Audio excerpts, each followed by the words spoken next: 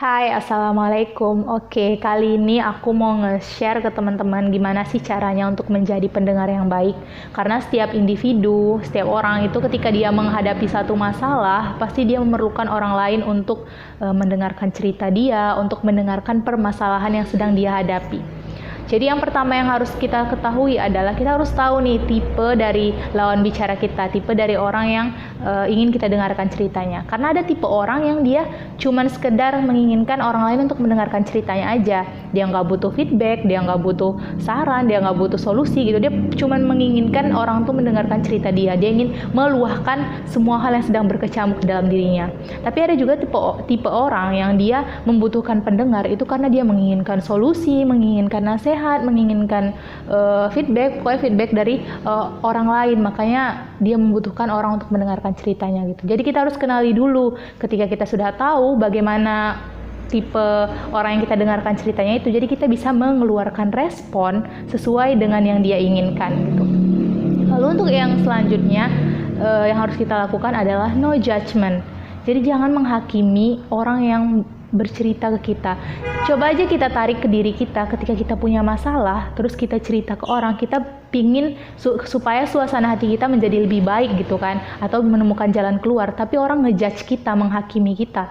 Itu hal yang orang tahu itu salah, tapi secara nggak langsung sering kayak tanpa sadar ya keluar aja tuh kata-kata yang menghakimi orang lain gitu. Padahal dia itu nggak akan membuat orang tersebut merasa lebih baik. Lalu yang selanjutnya yaitu no control. Jadi kayak orang cerita ke kita, kita kayak, ih kamu jangan nangis dong, ih kamu jangan gini dong gitu. Kita larang orang nih lagi, kamu jangan marah dong, kamu jangan gini gitu. Dia sedang menghadapi satu masalah, tapi kita larang dia untuk berekspresi. Hak dia untuk mengekspresikan apa yang dia rasakan tuh kita larang gitu. Padahal dia butuh pendengar itu untuk membuat diri dia menjadi merasa lebih lega, mungkin lebih baik, merasa lebih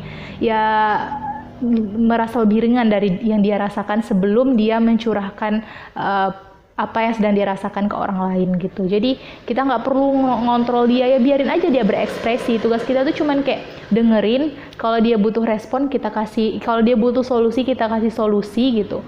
Jadi sebenarnya menjadi pendengar yang baik itu nggak sesimpel itu sih. Tapi pernah nggak sih ngerasa kayak kalau ketika kita punya masalah, kita menginginkan orang lain mendengarkan kita. Tapi ketika orang bercerita ke kita, kita abaikan, kita cuek, kita nggak peduli. Egois nggak sih kayak gitu? Karena berdasarkan cerita aku, berdasarkan yang aku tahu, pengalaman aku, karena ada tipe orang yang kayak gitu, dia pingin dengarkan terus ceritanya, tapi dia nggak mau dengerin cerita kita gitu.